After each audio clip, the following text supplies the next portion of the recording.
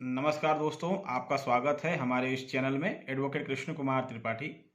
दोस्तों, जब कभी भी हमारे ऊपर किसी भी तरह के केसेस हो जाते हैं तो कई बार ऐसा होता है कि हम ये सोचते हैं कि अगर हम काउंटर केस करेंगे तो कहीं ना कहीं सामने वाला परेशान होगा और हो सकता है कि बात आगे ना बढ़े और हमारे और उसके बीच में समझौता हो जाए। जनरली क्या होता है कि किसी भी क्रिमिनल केस में जब हमारे ऊपर कोई केस होता है तो अगर उसने भी हमारे साथ कोई गलत किया है तो हम पुलिस स्टेशन में ही काउंटर एफआईआर दर्ज करवाने की कोशिश करते हैं। अगर पुलिस वाले ईमानदार हैं तो कर देते हैं, और अगर बेईमान है या सामने वाली पार्टी से मिले हुए हैं तो ऐसा कुछ नहीं करते। परिणाम ये होता है कि सारी क्रिमिनल प्रोसीडिंग आपके खिलाफ हो जाती हैं और आप फिर कोर्ट के चक्कर काटते हैं। तो सवाल ये है कि अगर हमें काउंटर केस करना हो तो हम कैसे करेंगे। तो आपको काउंटर केस अगर करना है दोस्तों, तो इसके लिए आपको फिर कोर्ट की शरण लेनी पड़ेगी। इसका प्रोसीजर क्या है मैं आपको बता देता हूँ। आप ये काम बिना वकील के भी कर सकते हैं। क्रिमिनल केसेस में एक चीज़ ध्यान रख लीजिए, वैसे तो मेरे ख्याल से शायद आपको पता होगा, नहीं पता है तो मैं बता ही देता हूँ। क्रिमिनल केसेस में पेपर वर्क बहुत कम रहता है, सिविल सूट में पेपर वर्क बहुत ज़्यादा होता है। तो क्रिमिनल केसेस में तो ऐसा भी है कि बिना वकील के भी आप इसको फाइल कर सकते हैं। ये एडवाइस इसलिए दे रहा हूँ कि कई लोग रहते हैं ऐसे जो मतलब जिनका ये कहना है कि हम चाहते हैं कि हमारा केस हम खुद ही लड़ें, और हमारे पास इतना सामर्थ्य नहीं है, इतनी कैपेसिटी नहीं है कि हम कोई वकील हायर करें और फिर वो हम उसको मोटी फीस दें। इसलिए ये बात मैं बता रहा हूँ, हो सकता है आपके लिए हेल्पफुल हो। कोई भी प्राइवेट कंप्लेंट जो है वो कोर्ट में फाइल होती है, उसमें आपको सीआरपीसी के सेक्शन 156(3) 156(3) और सेक्शन 200 सीआरपीसी के तहत आपको केस फाइल करना पड़ता है। 156(3) सीआरपीसी जो है वो हम इसलिए लगाते हैं ताकि एफआईआर रजिस्टर्ड करने का कोर्ट आदेश पारित कर दे, और 200 इसलिए लगाते हैं कि अगर कोर्ट ने 156(3) खारिज कर दिया तो सेक्शन 200 में केस चला के हो सकता है केस दर्ज हो जाए। क्योंकि अगर 156(3) खारिज हुआ मतलब कोर्ट एफआईआर के ऑर्डर नहीं करने वाली। लेकिन अगर सेक्शन 200 में केस चलाया और आपने वहाँ कोई अच्छे सबूत दे दिए तो हो सकता है कोर्ट वहाँ पर केस को दर्ज कर ले। इसलिए ये दोनों धाराओं के साथ एक साथ ही केस फाइल किया जाता है। 156(3) फाइल करने की शर्त यह है कि पहले आपके द्वारा आपके संबंधित थाना क्षेत्र में शिकायत लिखित तौर पर की जानी चाहिए, और उसके कुछ दिनों बाद वो शिकायत जो है ऊपर के अधिकारी को की जानी चाहिए। तभी 156(3) पर आप कार्रवाई कर सकते हैं। कई बार 156(3) इसलिए खारिज हो जाता है कि व्यक्ति ने पुलिस थाने में शिकायत तो की मगर उसके ऊपर के अधिकारी को नहीं की, तो उसने 156(3) के प्रोविजन को फॉलो नहीं किया। परिणाम ये होता है कि कोर्ट 156(3) खारिज कर देती है और एफआईआर दर्ज करने से मना कर देती है। ये गलती 99% लोग करते हैं। उसकी जो शर्तें हैं कानून में उसको आपको फॉलो करना पड़ेगा। इसके लिए आप कोर्ट को ब्लेम नहीं कर सकते। तो अगर आपके खिलाफ कोई मुकदमा हुआ है फिर आप चाहते मैं भी काउंटर केस करूं, कुछ कारण आपके पास भी हैं, कुछ आपके साथ भी गलत किया है सामने वाली पार्टी ने, तो आपको पुलिस में एक लिखित शिकायत देनी पड़ेगी। अगर पुलिस शिकायत नहीं लेती है तो आप बाय रजिस्टर्ड पोस्ट पुलिस को वो शिकायत भेजें। ये बहाना नहीं चलेगा कि पुलिस ने शिकायत नहीं ली। पुलिस शिकायत नहीं ले रही है, आप रजिस्टर्ड पोस्ट से वो शिकायत पुलिस को भेजें, और पुलिस के ऊपर के अधिकारियों को भी वो शिकायत आप रजिस्टर्ड पोस्ट से भेज सकते हैं। उसके बाद उन दोनों की कॉपी आप तैयार रखें और कोर्ट के अंदर 156(3) और सेक्शन 200 के तहत एप्लीकेशन फाइल कर दें। जो भी एविडेंस आपके पास है वो लगाएं, साथ में जो शिकायतें आपने करी हैं वो लगाएं। जब आप ऐसा करेंगे और जब सुनवाई शुरू होती है तो 156(3) में या तो कोर्ट क्या क्या कहते हैं पुलिस को आप मतलब आदेश करेगी कि इस मामले की जांच की जाए, तो इसमें पुलिस से वो जांच प्रतिवेदन बुलाने का काम करेगी। मतलब एक इन्वेस्टिगेटिंग रिपोर्ट। ये जज का डिस्क्रिशनरी पावर है। 156(3) में साफ लिखा हुआ है कि जज क्या करेगा, ये उसका डिस्क्रिशनरी पावर है। तो इसमें जनरली होता यही है कि जो जज है वो पुलिस को कहता है कि इस मामले की जांच कर रिपोर्ट पेश करे। पुलिस वाले अब जानबूझ के खेल करते हैं। वो क्या करते हैं कि पहली बात तो रिपोर्ट तुरंत पेश करते नहीं हैं, उसमें डिले करते हैं। और जब भी पेश करते हैं तो वो रिपोर्ट वो इस तरह से पेश करते हैं जिसमें कि वो ये साबित करने की कोशिश करते हैं कि जो शख्स आपके पास आया है एफआईआर करवाने के लिए वो झूठ बोल रहा है। मतलब पुलिस वाले ये साबित करने की कोशिश करते हैं। वो एक मनगढ़ंत रिपोर्ट बना के जज को दे देते हैं कि हमने जांच करी और जांच में पाया गया कि ये शख्स जो है इसके बातों में दम नहीं है, इसके सभी तथ्य झूठे हैं और जांच में सामने वाला बेकसूर पाया गया है। तो जब पुलिस ऐसा काम कर दे तो उसके विरोध में आप प्रोटेस्ट पिटीशन फाइल कर दें। जो पुलिस ने जांच रिपोर्ट पेश करी है उसके विरोध में आपको प्रोटेस्ट पिटीशन फाइल करना पड़ेगा। अगर पुलिस की रिपोर्ट आपके खिलाफ है तो, और 99.99% में केसों में यही होता है। प्रोटेस्ट पिटीशन का मतलब है कि एक पिटीशन होती है और पुलिस ने जो भी फाइल किया है उसको आपको काउंटर करके जो भी एविडेंस आपके पास है वो कोर्ट में जमा करने पड़ेंगे। और फिर कोर्ट को लगता है कि मामले में एफआईआर होनी चाहिए, पुलिस की लापरवाही है, तो कोर्ट जो है 156(3) के तहत एफआईआर दर्ज करने का आदेश दे देती है।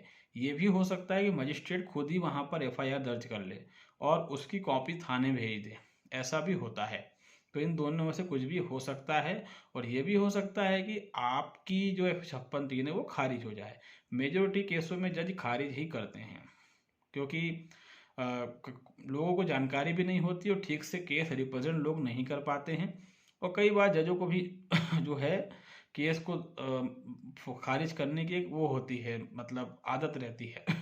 तो कुछ भी हो सकता है, लेकिन हमारी ड्यूटी है कि हम केस को सही तरीके से रिप्रेजेंट करें। अगर जज ने खारिज कर दिया है तो इमिडिएटली आप इसकी सेशन में रिवीजन लगा सकते हैं। ठीक है, अलग अलग स्टेट्स के रूल इसमें अलग अलग हैं, तो सेशन में रिवीजन लगा सकते हैं। जहाँ पर सेशन में रिवीजन लगाने का रूल नहीं है वहाँ पर आपको सीधे हाई कोर्ट जाना पड़ेगा, क्योंकि अलग अलग राज्यों में इस चीज़ को लेकर अलग अलग नियम है। इसलिए तो आपको हायर जुडिशरी में जाना पड़ेगा और वहाँ से भी अगर खारिज हो जाती है तो फिर ये हमारा सजेशन यही है कि फिर जो सेक्शन 200 की एप्लीकेशन आपने लगाई थी उसके तहत केस को चलाएं, उसके तहत केस चलेगा। और वहाँ पर अगर आप कुछ भी एविडेंस देते हैं, कुछ भी साबित करते हैं, तो वहाँ पर भी मुकदमा दर्ज हो जाता है। तो ये जो पूरी प्रोसेस है दोस्तों ये उस मामले की है जहाँ पर आपको काउंटर केस करने होते हैं, जहाँ पुलिस एफआईआर दर्ज नहीं करती, या फिर उन मामलों पर भी ये प्रोसेस लागू होती है जहाँ पर आपके खिलाफ कुछ गलत हुआ है, आप एफआईआर दर्ज करवाने जा रहे हैं मगर पुलिस एफआईआर दर्ज नहीं कर रही है। उन सभी मामलों में जहां पुलिस एफआईआर दर्ज नहीं करती है, चाहे वो काउंटर केस हो या एक नॉर्मल केस हो जो आप करना चाहते हैं क्रिमिनल केस, उन सभी मामलों में यही प्रोसेस लागू होती है। इसमें ड्राफ्टिंग का मेन ख्याल रखना चाहिए। साथ में इसमें सुप्रीम कोर्ट के कई जजमेंट्स हैं और अलग अलग हाई कोर्ट्स के, जिस राज्य से आप बिलोंग करते हैं वहाँ के हाई कोर्ट्स के जजमेंट्स हैं। एफआईआर को दर्ज करना मैंडेटरी है, मतलब अनिवार्य है।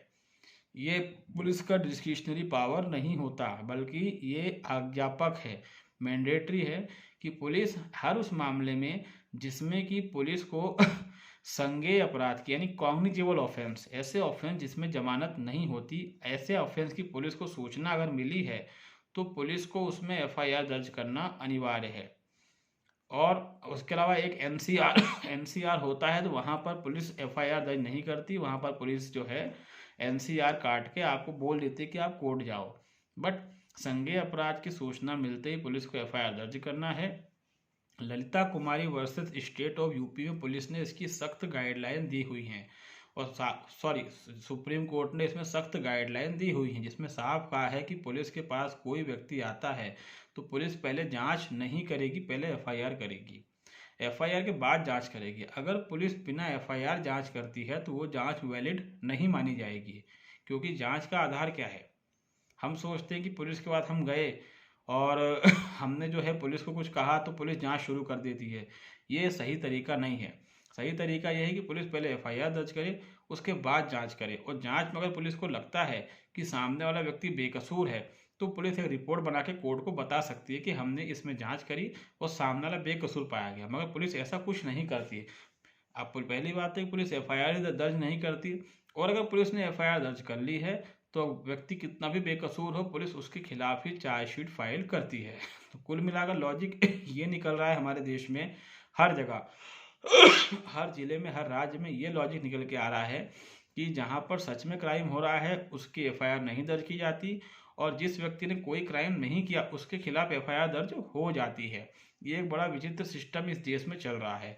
इसमें एक और चीज़ देखने को ये मिलती है कि अगर पुलिस ने एफआईआर दर्ज नहीं की है तो जुडिशरी 156(3) में एफआईआर दर्ज नहीं करती है, और अगर पुलिस ने एफआईआर दर्ज कर ली है तो जुडिशरी के पास हम क्वैशिंग में जाते हैं तो जुडिशरी उसको क्वैश नहीं करती है। ये भी बहुत हैरान करने वाली चीज़ है। मतलब कि अगर पुलिस ने एफआईआर कर ली तो अगर वो झूठी है, झूठी ही रहती है किसी भी मैटर में, तो हम न्यायपालिका के पास जाते हैं तो न्यायपालिका को खारिज ही नहीं करती। न्यायपालिका किसी न किसी बहाने जजमेंट लिख के ये कह देती है कि नहीं नहीं, एफआईआर में ऐसे तथ्य हैं जिससे आरोपी सिद्ध होता है, इसलिए खारिज नहीं किया जा सकता। और अगर पुलिस ने एफआईआर दर्ज नहीं की है, हम कोर्ट के पास जाते हैं कि सर एफआईआर दर्ज की जाए, ऑर्डर किया जाए, तो उसमें जुडिशरी एफआईआर दर्ज नहीं करती। तो ये चल क्या रहा है हमारे देश में, ये उल्टी गंगा क्यों बह रही है। एक तरफ पुलिस की एफआईआर को जुडिशरी दर्ज नहीं करती, इतना विश्वास पुलिस पे है, दूसरी तरफ सुप्रीम कोर्ट की ही गाइडलाइन की पुलिस हत्या करती है, जहां पर साफ कहा गया है कि एफआईआर दर्ज करना मैंडेटरी है, अनिवार्य है। आपको एफआईआर दर्ज करनी पड़ेगी, उसके बाद ही आप केस में जांच वाँच कर सकते हैं। एक मिसकंसेप्शन हमारी सोसाइटी में, हमारे देश में, लॉ में एक ये है कि हम सोचते हैं कि पुलिस अगर एफआईआर दर्ज कर लेगी तो सामने वाले को गिरफ्तार करना पड़ेगा। ये मिसकंसेप्शन पुलिस के भीतर भी है, जबकि ऐसा नहीं है। कितना भी बड़ा क्राइम हो पुलिस एफआईआर के बाद गिरफ्तार करेगी नहीं करेगी ये पुलिस पर डिपेंड करता है। ऐसा बिल्कुल नहीं है कि पुलिस ने एफआईआर दर्ज कर लिया सामने वालों को गिरफ्तार करे ही, बिल्कुल नहीं। ये पुलिस को पावर मिला हुआ है, लेकिन पुलिस क्या करती है कि अगर एफआईआर पुलिस ने की है तो सामने वाले को पुलिस जानबूझ के गिरफ्तार करती है, परेशान करती है पैसे कमाने के लिए। अदरवाइज ईमानदारी ये कहती है, कानून ये कहता है कि चाहे मैं कहता हूँ मर्डर केस की ही एफआईआर क्यों ना हो, पुलिस ने अगर दर्ज करी है तो तब भी पुलिस को ये राइट है कि पुलिस सामने वाले को अरेस्ट ना करे, बल्कि जांच करे और देखे कि सामने वाला जांच में सहयोग कर रहा है कि नहीं कर रहा है। अगर सामने वाला सहयोग कर रहा है तो उसको गिरफ्तार ना करे, और अगर उस सहयोग के दौरान पुलिस को मालूम पड़ता है कि ये बेकसूर है, तब तो और अच्छी बात, तब तो पुलिस को उसको और गिरफ्तार नहीं करना है, बल्कि उसके पक्ष में एक रिपोर्ट बना देनी है और कोर्ट को दे देनी है, जिसमें वो पुलिस ये बताएगी कि हमने जांच में इस शख्स को हमने जांच में इस शख्स को बेकसूर पाया है। तो अगर पुलिस ऐसा कर देती है तो वो शख्स वहीं छूट जाएगा। लेकिन मुझे नहीं लगता कि हमारे देश में पुलिस ने कभी भी किसी मामले में इस तरह से ईमानदारी से काम किया होगा। अगर पुलिस इस तरह से काम करना शुरू कर दे तो जितनी भी झूठी एफआईआर है वो दर्ज होना बंद हो जाएंगी, और जितने भी झूठे लोग परेशान हैं झूठे मामलों से, जितने भी शरीफ लोग जो है जिन पे झूठे मुकदमे लगे हैं परेशान हैं, वो भी परेशान होना बंद हो जाएंगे। बहुत बड़ा चेंज आ जाएगा। साथ में जो सच्चे मामले हैं उनमें पुलिस एफआईआर करेगी, वो जांच करेगी, तो जितने भी क्रिमिनल प्रवृत्ति के लोग हैं उनको जेल हो जाएगी, पूरा सिस्टम इससे सुधर जाएगा। मगर ये हमारे देश में कभी नहीं होगा, आज से 5 या साल बाद भी नहीं होगा। ये एक सपना है, क्योंकि हमारा करप्शन बहुत ज़्यादा है। अदरवाइज इस सिस्टम से अगर चले तो कोई दिक्कत ही ना हो, मगर सिस्टम उल्टा चल रहा है। जिसके साथ कुछ गलत नहीं हुआ है उसकी एफआईआर हो जाती है, और जिसके साथ कुछ गलत हुआ है उसके एफआईआर नहीं होती है। तो ये उल्टी गंगा हमारे देश में बह रही है। तो उम्मीद है कि मैंने जो बातें आपको बताई हैं प्राइवेट कंप्लेंट को लेकर, ये आपको समझ में आई होंगी। अगर मैट्रिमोनियल डिस्प्यूट में भी आपके साथ कुछ ऐसा है तो आप प्राइवेट कंप्लेंट लगा सकते हैं, क्योंकि उसमें भी काउंटर केस करने के बहुत सारे ऑप्शन रहते हैं, जिसका इस्तेमाल करके आप एक कांटे की टक्कर अपने जो वाइफ वगैरह है उनको दे सकते हैं। इसके अलावा कोई सा भी क्रिमिनल केस आपकी लाइफ में कभी भी हो जाए, या आपको लगे कि मुझे दर्ज करवाना है केस किसी के खिलाफ, कैसा भी मैटर हो क्रिमिनल केसेस का, तो आपको अगर पुलिस एफआईआर दर्ज नहीं करती तो फिर आपको इसी प्रोसेस को फॉलो करना पड़ेगा जो हमने आपको बताया है। तो दोस्तों उम्मीद है कि ये चीज़ें आपको समझ में आई होंगी, और अगर आप हमारे चैनल में नए हैं तो इसको लाइक करें, इसको सब्सक्राइब करें, इसको शेयर करें, और हमारे वीडियो को लाइक ज़रूर करा करें, क्योंकि लोग वीडियो देख तो लेते हैं मगर उसको लाइक नहीं